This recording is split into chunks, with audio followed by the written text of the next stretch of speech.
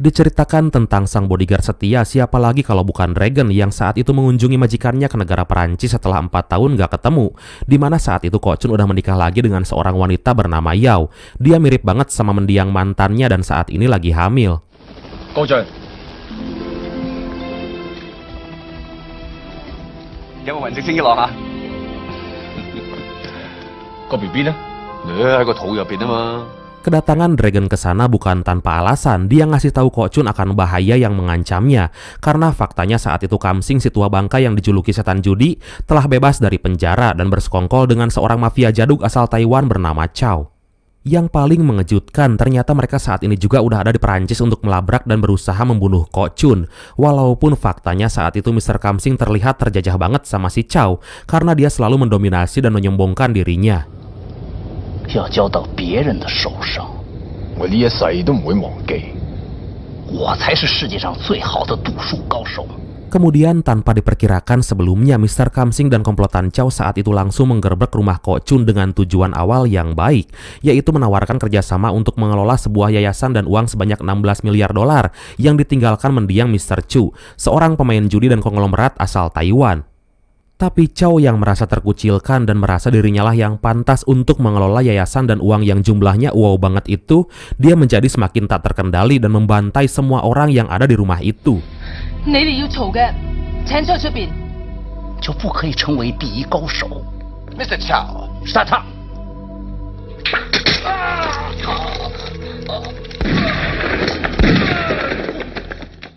Sementara Ko Chun dan Dragon yang saat itu lagi latihan menembak di sebuah hutan dikejutkan oleh salah satu pegawainya yang datang menggunakan kuda dengan kondisi sekarat. Kemudian mereka pun langsung bergegas ke TKP. Rumah itu ternyata udah porak-poranda dan komplotan Chow udah menanti mereka di sana. Kemudian aksi baku tembak pun terjadi. Ayo!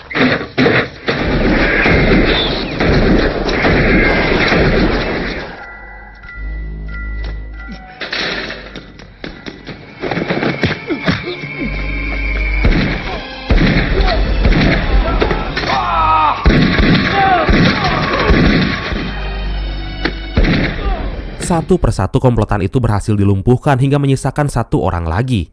Tapi saat berlangsung perburuan itu, betapa terkejutnya Ko Chun saat melihat istrinya dalam keadaan sekarat dengan kondisi kandungannya yang digugurkan secara paksa hingga janin anak pertamanya itu disimpan dalam toples. Cir, sadis.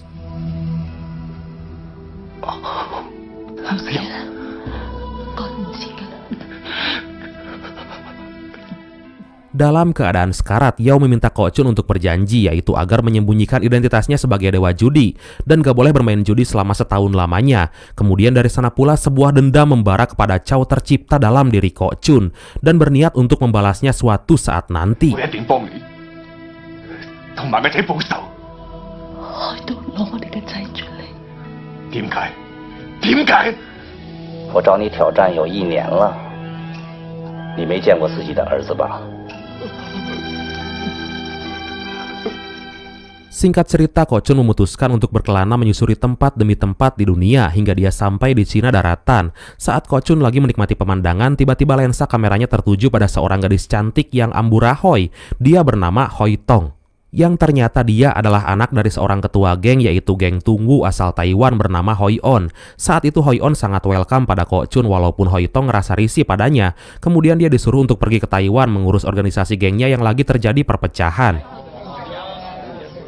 啊，兄弟，你睇落嚟有啲似香港人哦。1、2、3，好哈，啊，你赶紧拿錢過去。 Hoi On mengajak Ko Chun untuk ikut bersamanya ke Taiwan untuk sekedar rekreasi gitu karena yang dia tahu saat itu Ko Chun adalah seorang turis yang berasal dari Hong Kong. Kemudian Hoi On menyuruh orang-orangnya untuk mempersiapkan kapalnya. Dalam pelayaran itu terlihat anak bungsu Hoi On yang bernama Hoi Yuen yang merupakan pewaris tahta dari kekuasaan Hoi On, dan mereka pun menikmati pelayaran itu dengan riang gembira.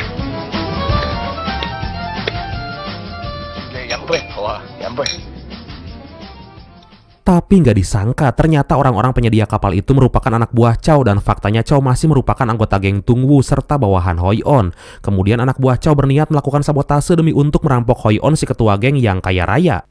Hingga saat malam tiba mereka pun mulai beraksi dan baku hantam pun terjadi. 这是我最疼的小儿子，我看他呢也得。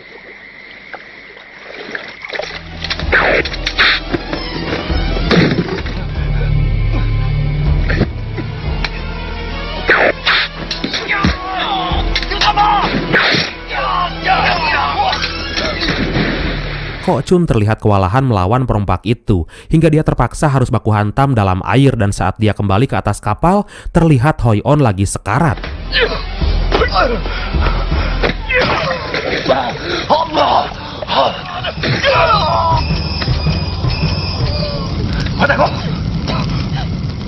Sebelum meninggal, dia sempat berpesan kepada Kok Chun untuk mengantarkan anak bungsunya itu ke Tainam, Taiwan, di mana di sana Hoi Yuen akan dijemput oleh kakaknya yang kemarin duluan pergi ke sana, hingga Kok Chun langsung membawa anak itu meninggalkan kapal yang ternyata akan meledak.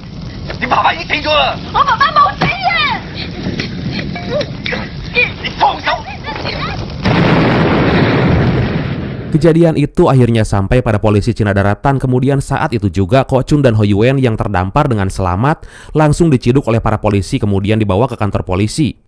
Di sana mereka bertemu dengan kepala polisi bernama Kapten Ching. Kadang mereka diintimidasi karena mereka dianggap sebagai perampok kapal itu dan dicurigai sebagai mata-mata Taiwan terhadap Cina Daratan, yang faktanya kedua negara itu lagi memanas karena masih mempermasalahkan masalah kedaulatan. Saat Kapten Ching meninggalkan kantor, mereka akhirnya berhasil kabur dengan cara melawan anggota polisi itu, kemudian menggunakan mobil polisi dan berakhir di sebuah hutan.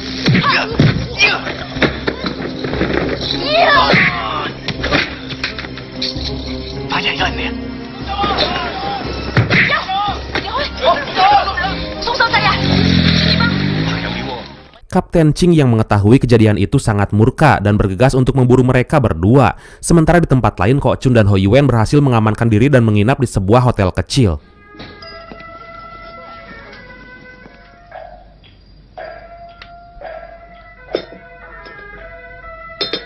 Kok Chun sempat mengabari Dragon akan kejadian ini dan memintanya untuk datang ke Taiwan beberapa hari lagi. Di sana dia juga bertemu dengan seorang wanita penjaga hotel yang bernama Xiu Yue dan biasa dipanggil Yuyu. Dan di luar dugaan, di malam itu pula ternyata Hoi Yuen menghabiskan uang pemberian mendiang ayahnya itu untuk bermain judi.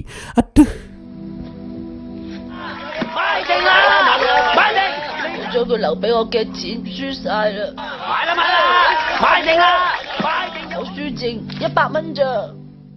Kok Chun yang ngerasa geram akhirnya memutuskan untuk menemani Hoi Yuen bermain judi bersama seorang dedengkot penguasa tempat itu bernama Xiu Fong demi untuk mendapatkan uang itu kembali. Dan dengan ilmu bawaan yang dimiliki Kok Chun dan modal $100, akhirnya mereka bisa menarik kembali uang mereka dari permainan judi itu. Mantap, belum tahu mereka.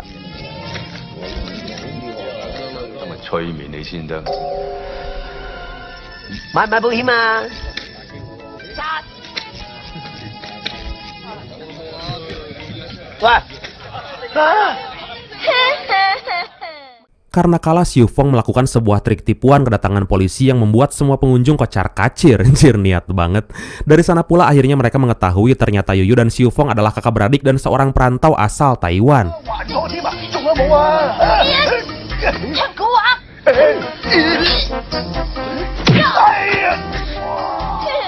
Tapi saat itu pula mereka mendengarkan siaran radio yang memberitakan tentang Kok Chun dan Hoi Yuen yang saat ini menjadi buronan polisi setempat. Dan berita itu mengatakan bahwa Kok Chun adalah seorang psikopat berbahaya yang sangat kejam hingga membuat mereka ketakutan.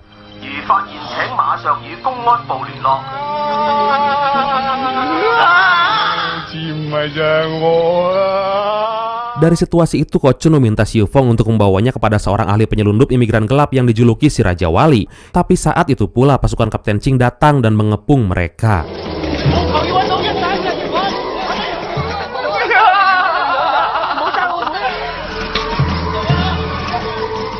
Kok Chun langsung membuat strategi agar bisa kabur dari kepungan itu, kemudian mengajak mereka untuk ikut kabur bersamanya melewati terowongan rahasia. Dan saat para polisi itu melakukan serangan, Kok Chun langsung memasang semua tabung gas yang ada di sana sebagai jebakan.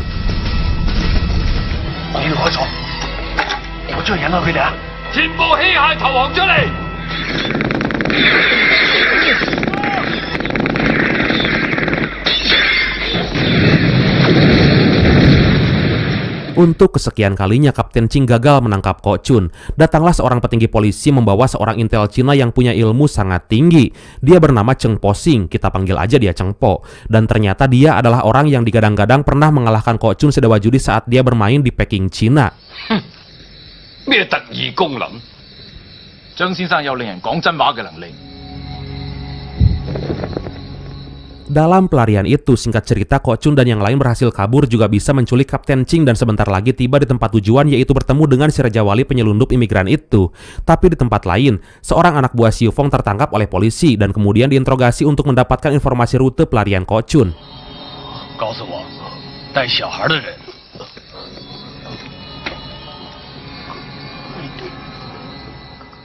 Mereka pun berhasil bertemu dengan si Raja Wali dan mulai berlayar dari Cina daratan menuju Taiwan. Di sana pula Raja Wali terkejut saat melihat Kapten Ching ada di sana, karena faktanya Raja Wali adalah intel Taiwan yang menyamar demi melawan dominasi pengaruh Cina. Hingga akhirnya keributan pun terjadi yang menyebabkan Raja Wali tewas tenggelam dan Ko Chun sempat mendapatkan kartu identitasnya. 唔好咁激動啊，個人交俾你啊。國家甲級機密情報員邊度173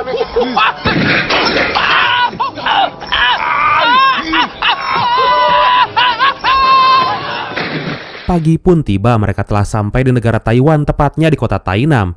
Di sana Ko Chun menggunakan kartu identitas Raja Wali sebagai intel untuk mengelabui polisi Taiwan yang mencurigai mereka sebagai mata-mata Cina daratan. 唔使驚喎，俺是國防部高級情報人員，三門查。聽到沒有？叫他們住手！你曉得俺是誰嗎？修查你們每天輪班的資料，編號是173，他是公布給我的。是。Hoi Yuan terlihat akan dijemput, tapi saat itu pula Hoi Tong memberitahu bahwa orang itu adalah penculik suruhan Chow. Hingga akhirnya Hoi Yuan dan Yu Yu pun diculik oleh orang-orang itu. Kemudian Hoi Tong mengajak mereka ke suatu tempat.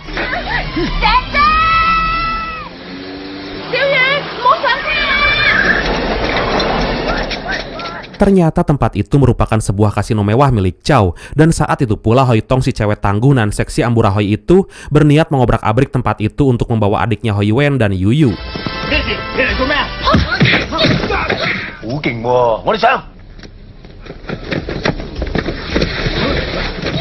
Tapi nggak lama kemudian muncullah Chow yang saat itu langsung menantang Hoi Tong untuk melakukan beberapa permainan judi. Jika dia bisa mengalahkannya, maka dia boleh membawa para tawanan itu.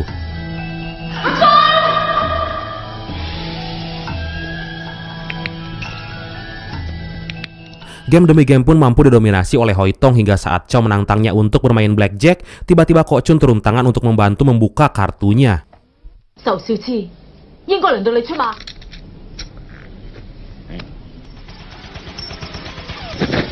哦。喂，隻葵線煙喺佢衫袖度。喂，開吧。 我同佢開。海棠。 Dari sana Chow sangat terkesan dan menganggap Ko Chun bukanlah orang sembarangan di kalangan para pemain judi. Dia mencurigai bahwa dialah dewa judi sesungguhnya, walaupun Ko Chun mengelak untuk mengakui karena dia masih terikat janji dengan mendiang istrinya. Kemudian membuat sebuah tipuan bahwa seolah-olah Xiu Feng lah dewa judi yang sebenarnya.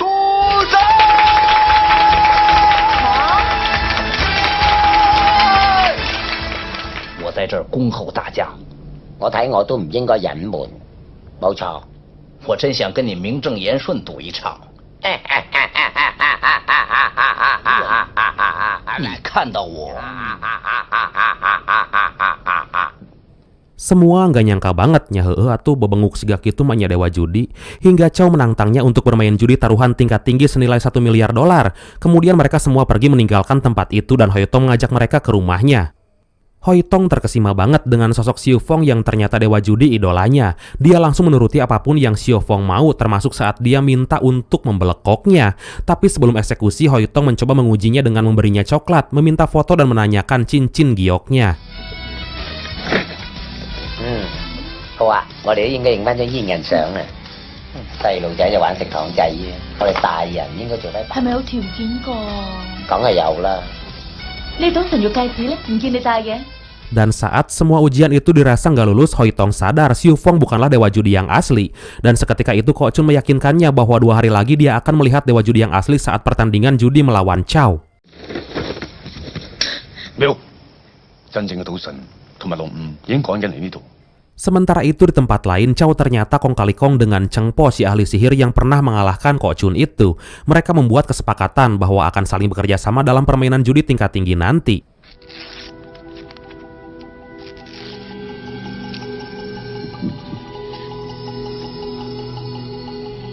我可以幫你換掉他的底牌。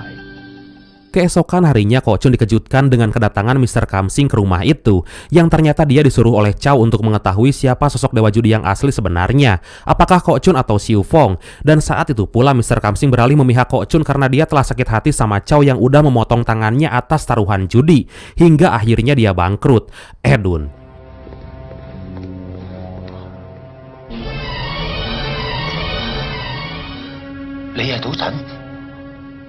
Dan tiba-tiba semua anak buah Chow melakukan sabotase untuk berusaha membunuh Ko Chun yang telah diketahui bahwa dialah dewa judi yang asli.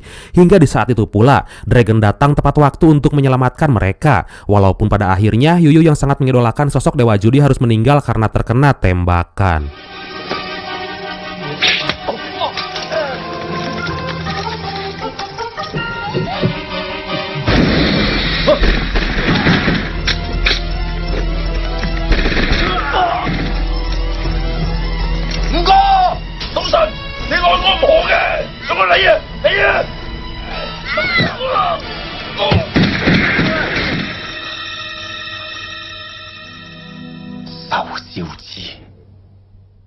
Hingga keesokan harinya, waktu yang ditunggu-tunggu itu pun akhirnya tiba. Ko Chun dan timnya datang dengan gaya khas klimis, necis, dan berwibawa.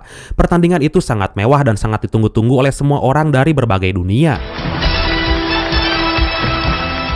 Dengan tingkat keamanan super edun dan kualitas fair play tingkat tinggi, mendatangkan juri ahli poker dari berbagai negara, juga menggunakan kartu khusus yang bisa diperiksa dengan X-ray, hingga nggak akan bisa untuk menandai kartu apalagi merubahnya. Sementara Cheng Po saat itu udah bersiap untuk membantu Chow dengan segala ilmu kanuragan yang dia miliki, hingga Chow membuat sebuah kode bahwa jika dia merokok, maka saat itulah dia udah membutuhkan pertolongannya. 待会儿你怎么换掉他的底牌？ 你真是一个混蛋！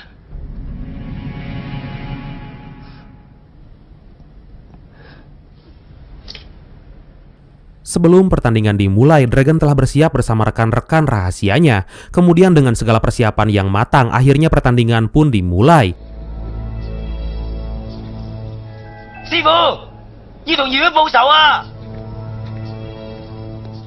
Dengan menggunakan permainan poker, Bandar pun mulai membagikan kartu. Tapi semua terheran saat Ko Chun terus menyerah dan selalu menutup kartunya.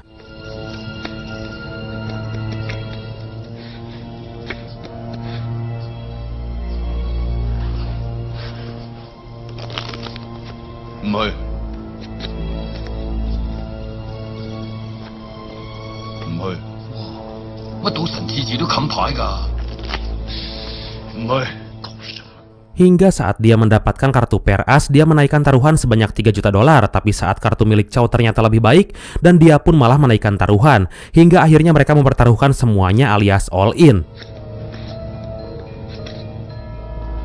500萬啊！ 好， 太足格嚟2000萬。 ，9000萬啊！長長久久。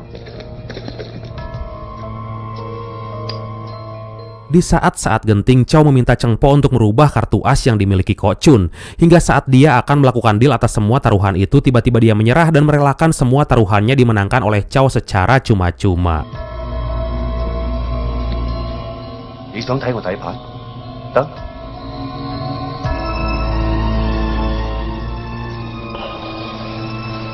唔係嘛？佢偷雞。冇理由嘅。唔去。 Dari kejadian itu, Ko Chun baru menyadari bahwa ada yang gak beres dalam pertandingan itu. Tapi dia gak putus asa. Saat pertandingan kembali dilanjutkan, Bandar mulai membagi kartu dan terlihat mereka mendapatkan kartu berwarna hati. Chow yang punya kartu Raja seri bergambar hati sangat yakin bahwa dia akan mengalahkan kartu Ko Chun yang hanya punya kartu seri angka kecil. Tapi betapa mengejutkannya, karena saat itu Ko Chun malah mempertaruhkan semua aset kekayaannya yang bernilai 10 miliar dolar agar bisa mengalahkan Chow sampai koredas alias bangkrut. 呢度係我所有嘅財產，兩個都可能咁低煙。同埋一批股票，估計總值15億美金。賭神今日失水準啦。 Ditambah dia minta taruhan sampingan, yaitu merelakan mata mereka masing-masing jika kalah. Dan saat itu pula Chow kembali minta pertolongan Cheng Po agar Ko Chun gagal mendapatkan kartu as bergambar hati. Dalam situasi genting itu, semua penonton merasakan ketegangan yang luar biasa sampai-sampai keringat mereka menetes dari telinga saking tegangnya.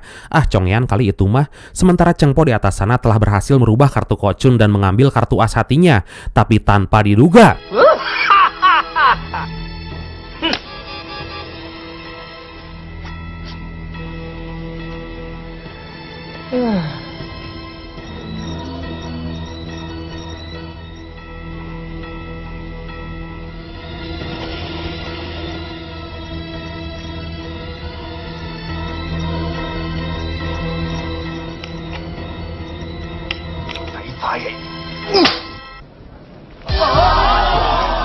Ko Chun tetap mendapat kartu as yang dia inginkan. Kemudian terlihat anak buah Chow jatuh dari atas ruangan Cheng Po. Dan saat itu pula akhirnya semua rahasia besar terbongkar yang faktanya Cheng Po sebetulnya adalah sahabat Ko Chun yang sengaja dijadikan alat untuk menjebak Chow. Mampus kau bah, habis beras kau tinggal makan gabah.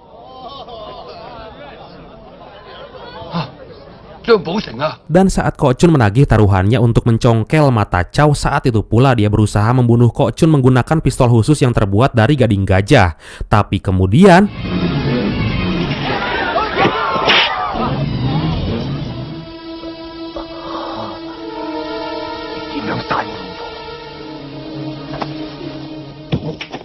akhirnya Ko Chun berhasil membunuh Chow secara barbar dengan memotong batang bebonggolnya menggunakan samurai. Dari sana pula akhirnya Ko Chun berhasil membalaskan semua dendamnya. Kemudian Dragon menyambutnya dan akan selalu menemaninya dengan setia. Hingga tiba-tiba